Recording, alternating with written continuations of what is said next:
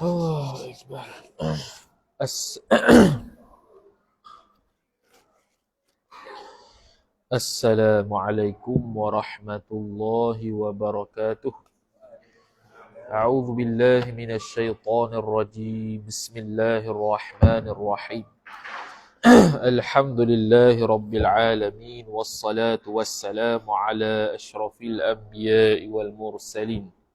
Sayyidina Muhammadin wa ala alihi wa sahbihi ajma'in.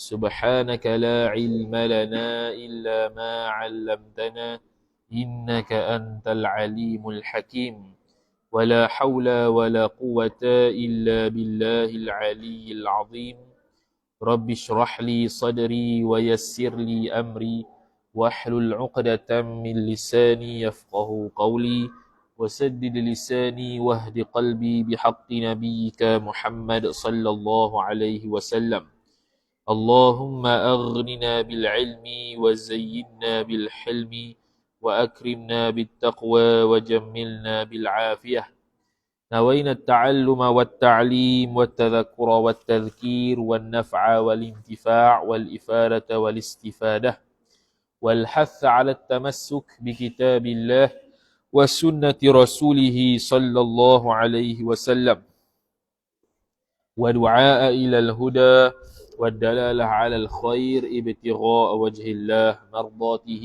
وقربه وثوابه سبحانه وتعالى آمين يا رب العالمين. وقال الشيخ المصنف رحمه الله تعالى ونفعنا الله بعلومه وبعلومكم وبعلوم مشايخنا في الدارين آمين يا رب العالمين. Kata pengarang Syekh Muhammad Salih Syekh Salih Ar-Rawi rahimahullah subhanahu wa ta'ala. Dia kata demikian lagi wajib mengajar kanak-kanak segala hukum yang haram seperti zina dan liwat. Jadi kita kata minggu lepas berkaitan dengan ibu bapa fardu kifayah. Maknanya salah seorang daripada ibu ataupun bapa wajib mengajar anak. Itu yang kata wajib fardu kifayah. Bukannya fardu ain atas dua-dua. Tengok. Maknanya kalau ada dua orang, mak saja yang mengajar anak, maka terlepaslah kewajipan bapa. Ataupun bapa saja yang mengajar, maka ibu tu terlepas kewajipan. Tapi kalau salah seorang saja yang ada, contohnya salah seorang lagi mati, maka fardu ain lah jadinya. Fardu ain ke atas ibu ataupun bapa tersebut mengajar anak. Dan yang kita kata minggu lepas tu mengajar berkaitan dengan ibadat. Contoh semayang. Semayang wajib diajar ataupun wajib disuruh dan diajar ketika umur 7 tahun.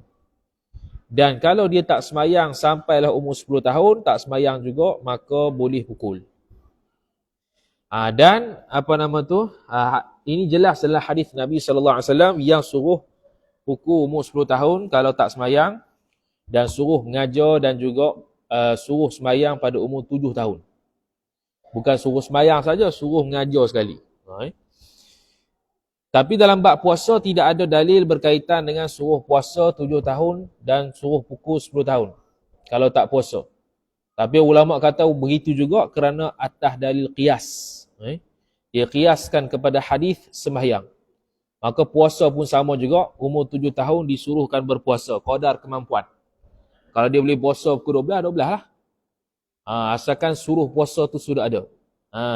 Sampailah umur 10 tahun, kalau tidak puasa boleh pukul. Kerana kias kepada dalil sembahyang tadi. Begitu juga sekarang ni berkaitan dengan wajib mengajar benda haram. Maka dia kata, demikian lagi wajib mengajar kanak-kanak. Sebelum tu. Begitu juga benda sunat juga perlu ajar.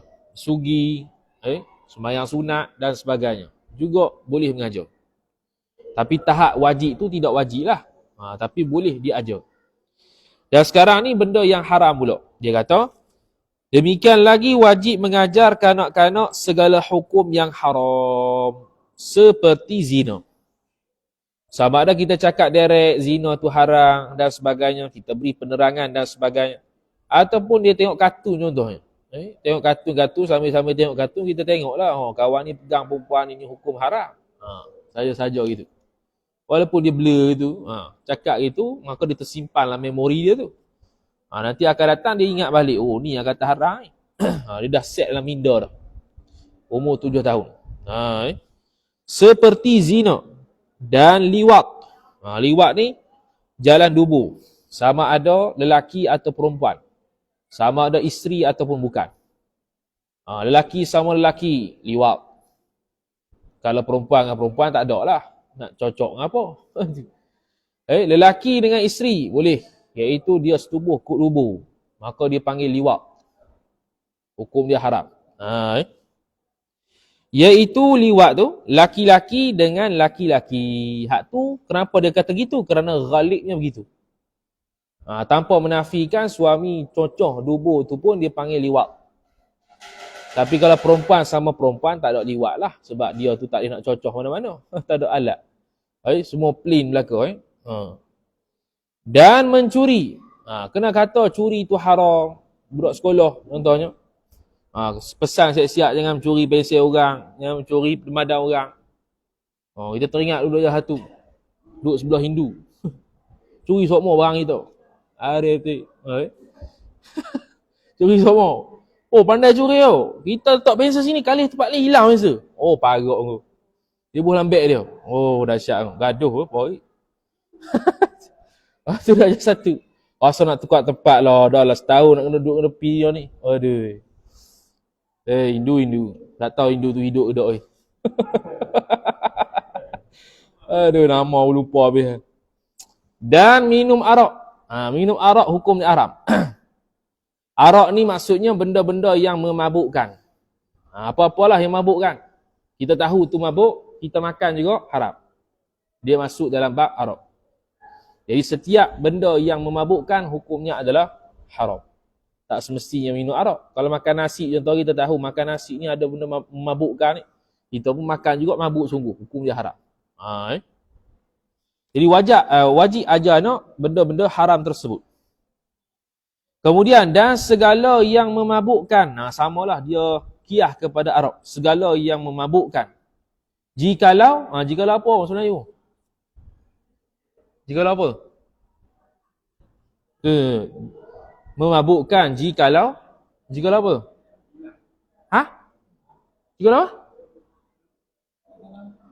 Tu Melayu. Jikalau kilang. Keling. Lain tu. Keling tu.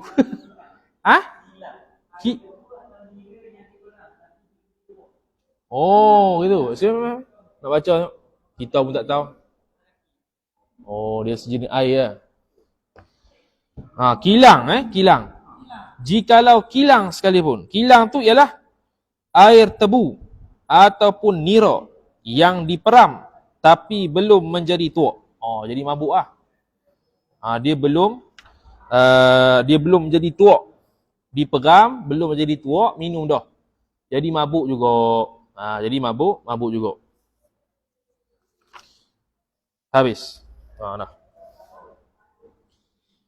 Dan berdusta, hukumnya haram. Kena ajar anak dusta tu hukum haram. Apa-apalah jenis haram tu. Jadi ni semua contoh-contoh saja. Jikalau sedikit sekalipun, walaupun dusta tu sikit sekalipun, hukum dia haram. Jadi kalau nak detailkan lagi, boleh detailkan. Ada yang bohong yang boleh. Ajar anak gitulah. Ada bohong yang tahap wajib. Contohnya ada orang nak bunuh orang lain. Dia sembunyi di rumah kita. Orang pun tanya, mana ada orang nampak sini? Kita pun kata tak nampak. Itu bohong tu. Bohong yang wajib. Kalau kita pergi kantoi kan, kita pun kata, dia ada rumah tau. Bunuh kawan tu. Kita sekali, dosa. Kita sekali, dosa. Antara menipu yang wajib lagi ialah kita buat dosa, wajib menipu. Kata kita tak buat dosa. Kerana itu merupakan aib. Itu disebutkan dalam kitab Hasyiah I'anatul Talibin. Contohnya kita pernah mengumpat, kita pernah bohong. Contohlah. Kita bertaubat dah. Jangan kabur ke orang lah. Walaupun dah bertaubat. Ni ada pula majlis. Majlis untuk menyebut kesalahan sama sendiri. Ada gitu. Budak universiti. Dia apa nama dia? Ukhuwah kepala bapak tu. Dia sebut kesalahan kawan dia depan orang ramai. Kononnya nak muhasabah dirilah. Muhasabah diri yang tanpa dasar ilmu. Ada tu pengajar Islam dia buat tu. Dia kawan saya ni saya tak puas hati dengan dia. Sebab dia ni pagi-pagi suka mengacau saya. Asalnya orang tak tahu jadi tahu. Itu menyebarkan aib orang. Itu ukhuwah yang tak betul. Mari pada mana tak tahu. Panggil apa ingat itu. Tu benda yang haram, menyebarkan aib orang tanpa perasan, tanpa disedari. Dan mengumpat-ngumpat, menyebut perkara yang tidak disukai oleh orang lain. Tu mengumpat. Menyebut perkara yang tak disukai oleh orang lain, sama ada diri dia, berkaitan pakaian dia, berkaitan cakapan dia, berkaitan gemuk kuih dia, contohlah. Dan sebagainya. Kata Syekh Qalyubi rahimahullah, walaupun dalam hati sekalipun. Tu. Dia seorang dia buat begitu, walaupun dalam hati sekalipun.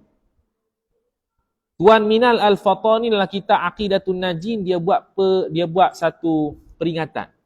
Jaga-jaga. Kalau mengumpat jangan sampai mengaku kata itu bukan mengumpat. Takut boleh jatuh kufur. Kut mana? Seorang mengumpat. Contoh dia kata, kawan tu ni gemuk tu gemuk tu tak tahu nak abang. Gemuk tu Lepas tu orang pun kata, jangan mengumpat. Saya tak mengumpat. Dia kata gitu. Saya tak mengumpat. Kalau dia cakap gitu, dalam keadaan hati dia i'tiqad, memang itu bukan mengumpat, hukum dia kufur. Kerana dia sudah menafikan haramnya mengumpat ke atas dia. Yang mana mengumpat hukum dia haram, ijma' ulama. Tapi kalau dia cakap gitu, dalam keadaan hati dia mengatakan, mengumpat tu, tu dosa lah. Tu dosa biasa. Itu peringatan yang dibuat oleh Tuan Minal Al-Fatani dalam kitab Aqidatun Najim. Boleh tengok dalam surat 100 lebih tu lah. Bab-bab tasawuf sikit tu. Dia ada mengumpat. Dia ada bahas bab mengumpat. Dia ada bahas detail. Antaranya ialah, kalau seorang itu mengumpat, dia kata tak mengumpat, dalam hati dia memang i'tiqad tidak mengumpat, hukum dia kufur. Kufur ni kafir lah. Sebab dia sudah seolah-olah menghalalkan benda yang haram, ijma' ulama. Tanpa sedar. Kemudian, dan mengadu-ngadu. Ngadu domba. Kawan ni cakap lain, kawan ni cakap lain. Dia pergi ke orang ni, A kata lain. Dia pergi ke orang ni, B kata orang lain. Bagi dua orang ni bergaduh. Sekarang media sosial. Memang sial lah. Memang medan adu domba. Dia kutip sini sikit, nak bagi apa? Gaduh dua orang. Tu. Nak bagi gaduh dua orang tu. Tu adu domba kontemporari. Kontemporari ambil celup sini kawan ni kata lain, ambil celup ni kawan ni kata lain, supaya dua orang ni bergaduh. Dua orang ni orang nampak orang ni tengah bergaduh padahal tak pun. Dan barang sebagainya, macam-macam lagi lah. Dia sebut hak secara detail ni sebab hak ni benda yang besar lah. Kiah lain-lain, sama ada dosa kecil ataupun dosa besar, wajib ajar anak kata benda ni haram. Demikian lagi wajib mengajar kanak-kanak di sini anak lah. Seperti tatkala baligh mereka itu kanak-kanak, masuklah di dalam. Jadi wajib pula dia kata, wajib mengajar kanak-kanak seperti tatkala baligh mereka itu kanak-kanak, masuklah di dalam taklif. Apa taklif? Iaitu taklif diberati. Taklif ni bebanan lah. Mukallaf kita yang dibebani. Mukallif Allah yang membebani. Membebani dengan hukum. Jadi kita wajib mengajar anak-anak seperti tatkala balik mereka itu. Sebab apa? Sebab bila balik ada halal haram. Ada berkaitan dengan halal haram. Jadi sebelum mereka balik, kita wajib dah sebagai wali, mak ataupun bapa, wajib mengajar dah benda yang berkaitan halal haram. Walaupun mereka belum lagi masuk dalam bab halal haram. Sebab itulah wajib juga mengajar anak-anak tersebut permulaan berkaitan dengan haid nifas contohnya. Sebab dia bakal menghadapi haid nifas. Walaupun dia tak lalui lagi. Sembahyang dia tak wajib lagi. Tapi wajib mengajar tak. Sebab dia nak ada isti'adad penyediaan untuk masuk ke alam balik. Lepas tu kata Imam Al-Bajuri rahimahullahu ta'ala, bila seseorang itu baligh, wajib dia berazam secara umum, kata dia nak taat pada Allah dan tinggal maksiat. Wajib. Tu wajib secara ijmali, secara umum. Bila dia baligh saja, wajib dia berazam dalam hati, nak buat benda apa yang Allah suruh, nak tinggal benda apa yang Allah larang. Secara umum. Adapun secara terperinci, akan datanglah semayang, bila masuk waktu semayang, kena semayang. Kalau masuk waktu zaman puasa Ramadan, wajib puasa dan sebagainya. Habis, kemudian. Dan lagi diajarkan akan mereka itu kanak-kanak tadi, segala alamat balik. Alamat balik bagi laki-laki ada dua. Pertamanya keluar air mani pada umur 9 tahun ke atas. 9 tahun macam bak haid tu lah. 9 tahun takriban. Lagi 15 hari sebelum cukup 9 tahun, keluar air mani, balik. 9 tahun cukup ni, 9 tahun cukup, faham 9 tahun cukup Hijriah, Hijriah. Bukannya Masihi, Hijriah. Jadi contoh dia masuk darjah 3, 1 hari bulan 1. Darjah 3 tu belum tentu cukup 9 tahun. Kerana dia boleh lahir 5 Mei. 5 Mei tu baru cukup 9 tahun. Tapi tu Masihi lah. Kita tukar ke Hijrah je. Begitu juga kalau seorang laki-laki keluar air mani 15 hari sebelum cukup 9 tahun. Paling kurang, keluar dah mani, dia balik. Tapi kalau sebelum daripada tu, keluar mani, tak balik. Bahkan air yang keluar mani tu, itu najis. Tidak dikirakan sebagai air pula. Tidak dikirakan sebagai balik. Apatah lagi, atas daripada umur 9 tahun lah. Kalau tak pernah balik langsung. Tak pernah balik. Tak pernah keluar air mani langsung. Tak pernah mimpi langsung. Cukup 15 tahun, balik dengan sebab umur. Cukup 15 tahun, balik dengan sebab umur. Maka tidak ada alasan lah lepas tu. Saya tak keluar mani lagi, umur 18 dah. Tak boleh. Begitu jugalah orang perempuan, tapi orang perempuan ada 3 sebab boleh jadi balik. Pertamanya ialah dengan sebab umur tadi 15 tahun. Kalau tak pernah datang haid ataupun tak pernah mimpi. Yang kedua datang haid, yang kedua mimpi. Keluar air mani itulah. Itu tanda-tanda balik orang perempuan. Itu pun kena ajar juga ke anak kita. Payah juga nak ajar tu. Nak kata lagu mana lah balik air mani. Kan kata mimpi kapal terbang kan, bahan lain pula kapal terbang. Mana kapal terbang? Nak kata mimpi sedap, sedap belaka. Apa sedapnya? Sedap maknawi belaka. Boleh pergi belaka sedap tu. Sedap apa tu? Jadi payah juga. Itu masing-masing pengalaman lah. Kita tak pengalaman lagi. Lambat lagi. Kemudian, kata Musannif rahimahullah, iaitu alamat balik. Genap umurnya, umur kanak-kanak tu 15 tahun. Genap, cukup-cukup. 15 tahun. Contohnya 1 Muharram 1400 dia lahir. Maka cukup 15 tahunnya 1 Muharram 1415. 15 tahun cukup lah tu. Dia kira hijrah juga. Ataupun dengan ihtilam. Ihtilam ni mimpi basuh. Mimpi keluar air mani. Itu maksud ihtilam. Mimpi sehingga keluar air mani. Sama ada laki-laki ataupun perempuan. Kemudian kata musannif, demikian lagi alamat laki-laki dan perempuan. Hak tu. Hak tadi itu alamat untuk laki-laki dan perempuan. Cukup 15 tahun dan juga keluar air mani. Dan perempuan, ataupun dengan haid. Ini untuk orang perempuan saja. Ataupun dengan haid, itu untuk orang perempuan saja. Ataupun bunting. Bunting ni beranak. Sebab apa dia tak kata alamat baliknya nifas? Kenapa tidak kata alamat balik nifah? Kerana sebelum nak jadi nifah, mestilah mengandung. Mana boleh tiba-tiba nifah lalu, tak? Jadi alamat balik tidak ada nifas. Sebab sudah dilalui dengan mengandung.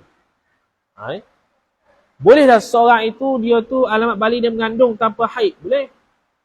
Dia tak pernah datang haid. Lepas tu menikah, setubuh. Lepas tu mengandung. Boleh. Tu. Nikah waktu umur apa? Umur 12 tahun. Contoh. Umur 12 tahun, dia nikah. Lepas tu mengandung umur 12 tahun. 12 tahun tu balik. Balik sebab mengandung. Habis. Syahdan. Birah. Apabila baliglah kanak-kanak atau sembuhlah orang yang gila atau pitam. Yang ni sembuh daripada pitam. Atau kafir masuk Islam. Atau sucilah perempuan itu daripada haid ataupun nifas. Dahulu, yakni sebelum daripada keluar waktu. Sekadar perolehnya seorang takbiratul ihram. Maka wajiblah mengqadha sembahyang itu. Dia nak masuk bab. Dia panggil izalatul mani'. Hilangnya penghalang. Kejap.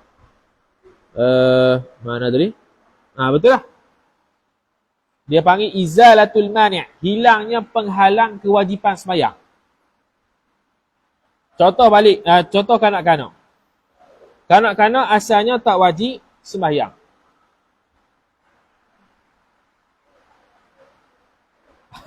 Kanak-kanak asalnya tak wajib sembahyang.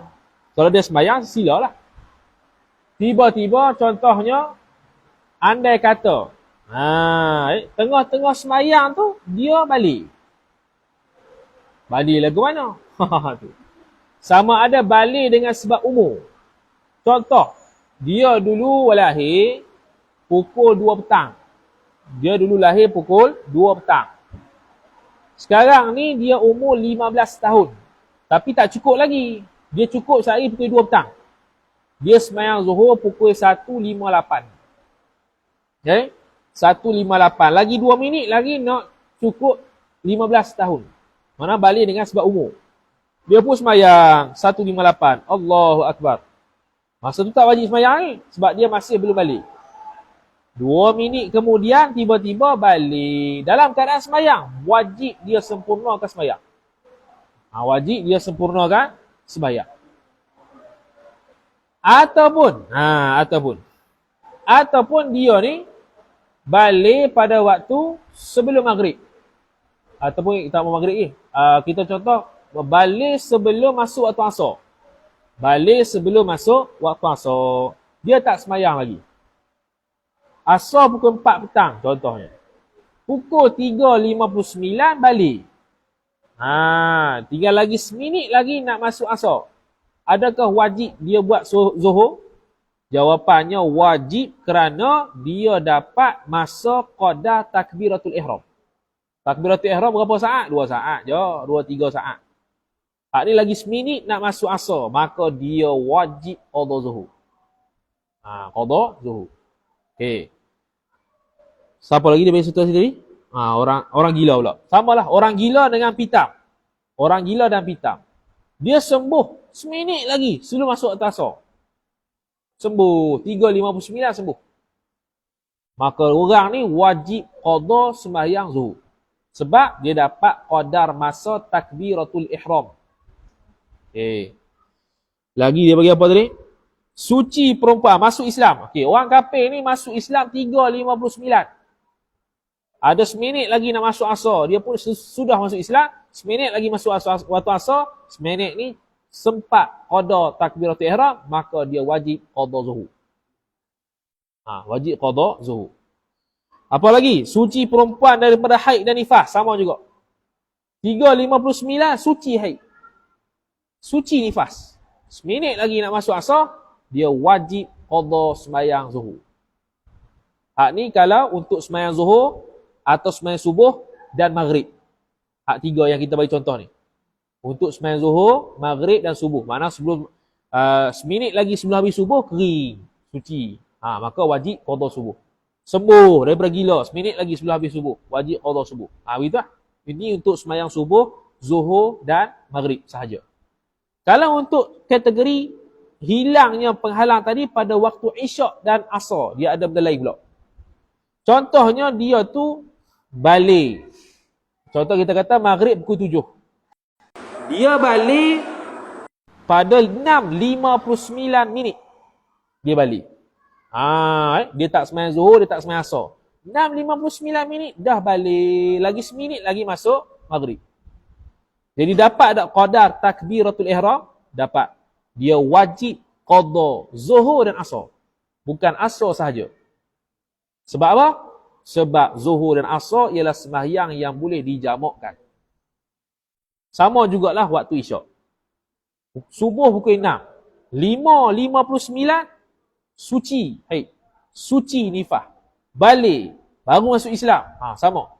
Dia wajib qada isyak dan maghrib. Sebab boleh dijamak dua sembahyang tu. Kalau berhenti tadi hak zuhur, dia tak payah qada subuh sebab bukan boleh jamak. Kalau berhenti maghrib, dia tak payah qada asar sebab tak boleh jamak. Kalau berhenti subuh, dia tak wajib qada isyak sebab bukan boleh jamak. Okey, selesai. Habis. Kemudian kata musannif rahimahullahu taala, dan jika selamat ia seorang. Apa tu dalam kitab Melayu? Daripada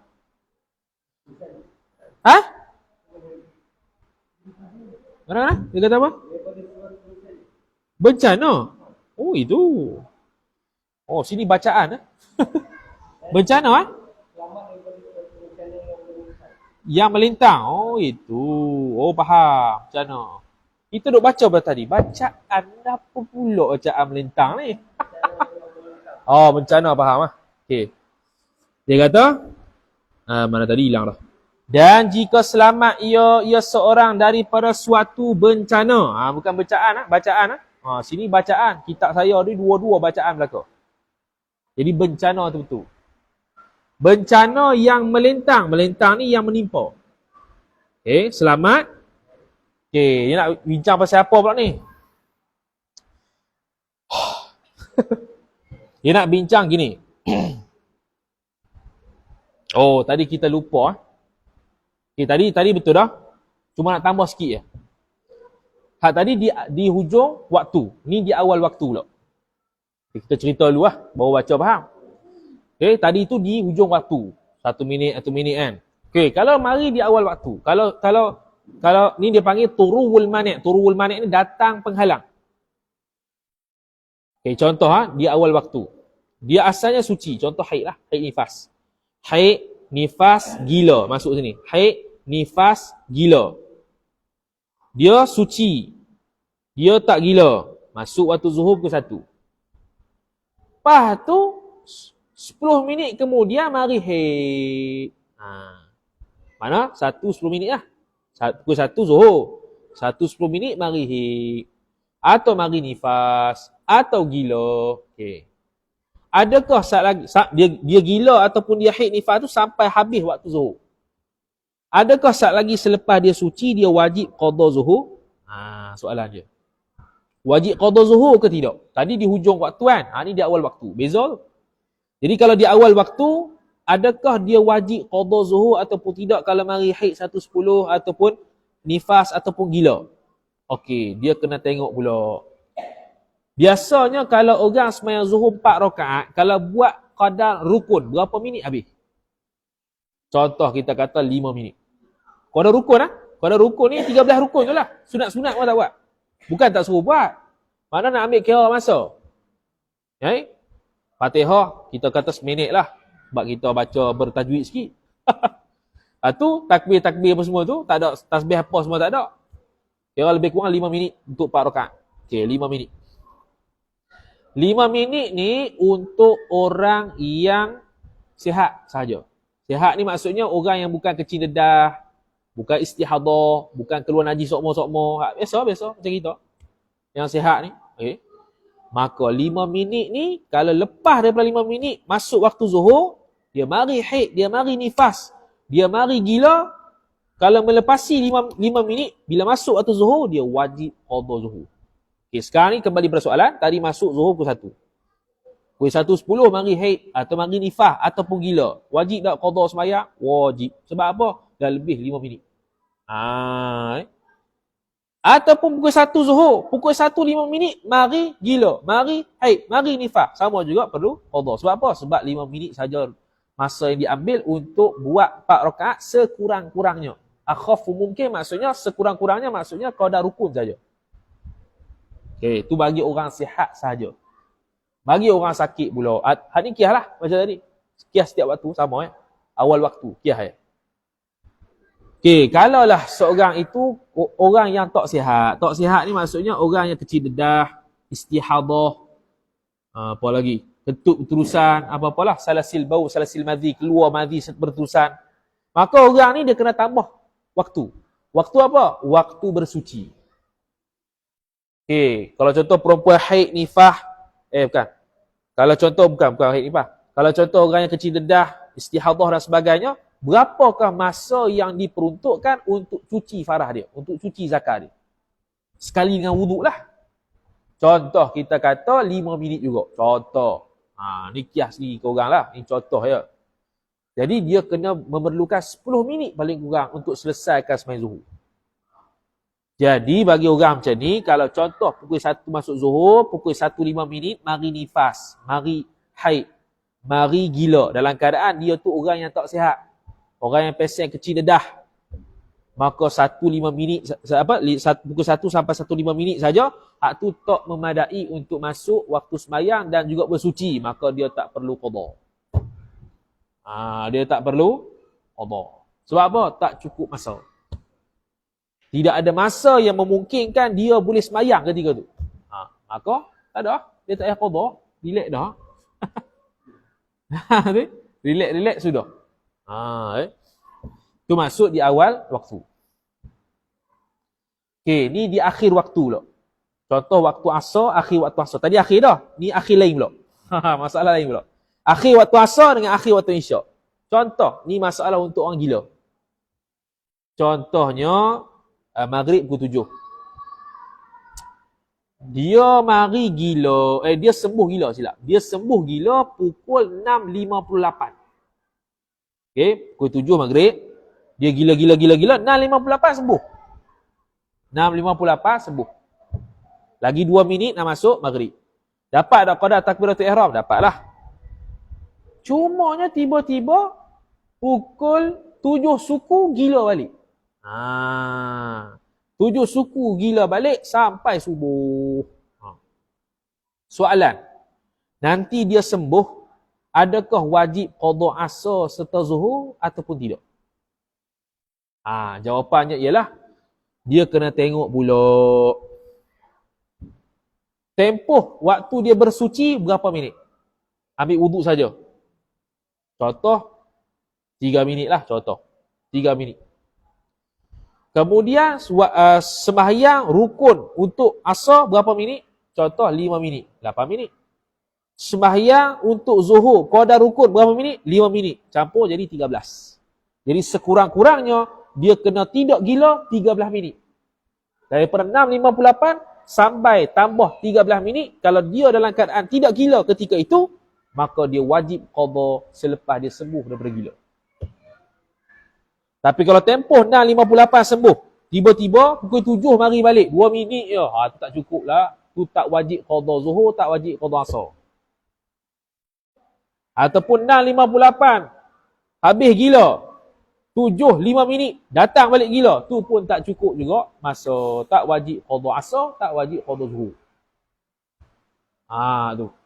Tu untuk di akhir waktu yang kena, dia panggil masalah, hilang gila, mari balik gila.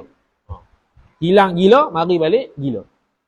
Kenapa tak buat contoh haid? Haid tak ada masalah. Kalau haid, kalau dia berhenti, dia mari haid semula, hak celah-celah berhenti tu hukum haid atas pandangan mu'tamad. Jadi tak ada isu lah. Kan kita kata itu, celah-celah antara 15 hari, 15 malam, selagi mana dia masih 15 hari, 15 malam, tempoh yang tak keluar darah tu, dia panggil hukum haid atas pandangan mu'tamad. Maka memang, bila hukum haid, memang tak payah sembahyang lah. Tak ada isu qada tak qada lah. Yang isu qadanya, bila dia suci, lepas tu habis. Dia kena qada ke tak zuhur? Kena qada kalau dapat qada takbiratul ihram pada waktu asar. Kena qada balik maghrib dan isyak kalau dapat qada takbiratul ihram ketika akhir waktu isyak sebelum masuk subuh. Begitu.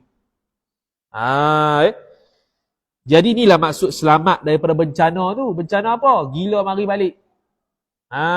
Gila mari balik. Tu lah. Pitam mari balik. Tu maksud bencana. Dia kata apa tadi? Mana dia hilang dah. Dan jika selamat ia seorang daripada suatu bencana yang melintang, yakni bencana yang datang, iaitu bencana apa? Dia hilang dah gila, dia mari balik. Selamat dia tu tempoh tu, dia nak ambil tempoh tu. Selamat ia daripada bencana ataupun gila ataupun pitam tu yang melintang, yang mendatang, dan didapatnya seorang sekadar dapat membawa taharah. Taharah ni wuduk. Wuduk berapa minit tadi kita kata? 3 minit contohnya. Dan sembahyang, yakni dapat qadar yang boleh bawa sembahyang. Sembahyang apa? Sembahyang asar. Wajiblah mengqadha sembahyang yang didahulu daripada yang didapatnya, yang didapat itu. Sembahyang yang didapat apa dia? Contoh asar. Yang dahulu daripada yang didapat, zuhur lah. Sembahyang yang sekarang ni yang didapat, asar. Hak dulu tu, zuhur lah. Sembahyang yang didapat sekarang, isyak. Hak dulu, maghrib lah. Itu maksud dia. Satu lagi. Kembali hak tadi.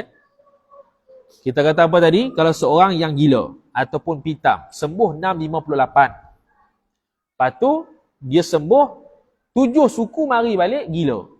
Ataupun mari balik pitam sampai subuh. Kena qadha kedua asar dan maghrib zuhur. Kena qadha kalau dapat qadar masa untuk bersuci dan 2 sembahyang pada buat rukun saja. Buat rukun saja. Kita kata tadi kalau buat rukun saja 4 rakaat 5 minit contohnya. Zuhur 4 minit, 5 minit, asar 5 minit, bersuci 3 minit. Jadi 13 minit je lah perlu. 13 minit kalau dia tak gila, dia kena wajib qadha nanti bila sembuh. Andai kata, jadi kita silap sikit ya. Andai kata 6.58 sembuh.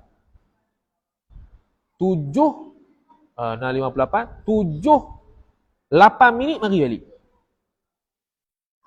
Kira ada berapa? 10 minit. 10 minit kan?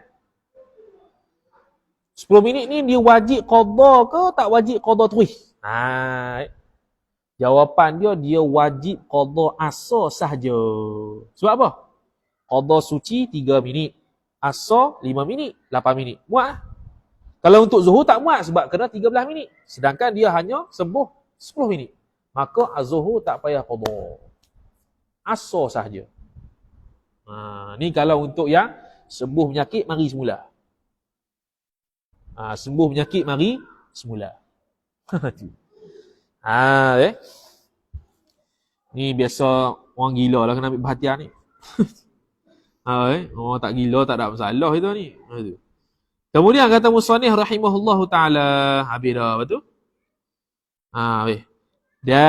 Jika sembahyang yang didapat, dia kata wajiblah qadha sembahyang yang didahulu daripada yang didapatnya. Yang didahulu ni maksudnya zuhur dan maghrib. Daripada yang didapatnya. Yang dapat sekarang ni adalah asar dan isyak. Asar ataupun isyak. Bila yang kena qadha yang sembahyang dulu tu, sembahyang zuhur dan maghrib tu, jika ada sembahyang yang dapat dijamakkan. Kalau sembahyang tu dapat dijamakkan, baru kita qadha hak sembahyang yang lepas juga. Asar dan zuhur. Isyak dan maghrib. Sebab boleh jamak. Seperti sembahyang zuhur dan asar atau maghrib dengan isyak. Tetapi dengan syarat jika selamat ia seorang daripada bencana yang melintang, iaitu yang datang sekadar dapat ia seorang mengerjakan 2 sembahyang itu serta membawa taharah. Tu yang kita contoh tadi tu. Taharah 3 minit. Sembahyang asar qadar rukun 5 minit. 8 minit. Sembahyang zuhur qadar rukun 5 minit. Campur jadi 13 minit. Sekurang-kurang kena sembuh 13 minit. Kalau kurang 13 minit, kena tengok. Cukup ke tak waktu untuk sembahyang asar? Kalau 3 minit, taharah. Waktu asar 5 minit, jadi 8 minit. Cukup dah dapat 8 minit? Cukup. Maka dia wajib qadha asar saja. Kalau kurang lagi, 3 minit saja sembuh, tak wajib apa-apa. Gitu. Tak wajib apa-apa. Biasa bab ni gila sikit. Ni biasa bahas dalam bab haid biasanya. Bab haid tu gila orang yang masuk tu. Okey, habis. Mana hilang dah. Selamat ya macam mana habis? Kau dah dapat mengerjakan habis. Adapun jikalau datang penyakit gila. Ni mana tak selamat daripada bencana. Datang penyakit gila pada yang balik. Atau datang haid ataupun nifas perempuan. Ataupun pitam pada awal waktu. Maka wajiblah ia seorang qada sembahyang yang didapatnya seorang awal waktu. Tetapi syarat jika didapatnya seorang sekadar beroleh mengerjakan fardu sembahyang dengan taharah. Hak ni kena tulis sikit. Dengan taharah ni, kalau dia peseng kecil dedah, peseng istihadah. Senang cerita, peseng yang tak boleh wuduk sebelum waktu. Tidak boleh ambil wuduk sebelum waktunya. Adapun kita boleh ambil wuduk sebelum waktunya. Jadi kalau orang yang peseng boleh ambil wuduk sebelum masuk waktu, maka dia kira tempoh semayang saja. Tak termasuk tempoh wuduk. Tu dia kata tu, dengan taharah yang tiada sah dahulu, yakni sebelum daripada waktu, seperti tayamum.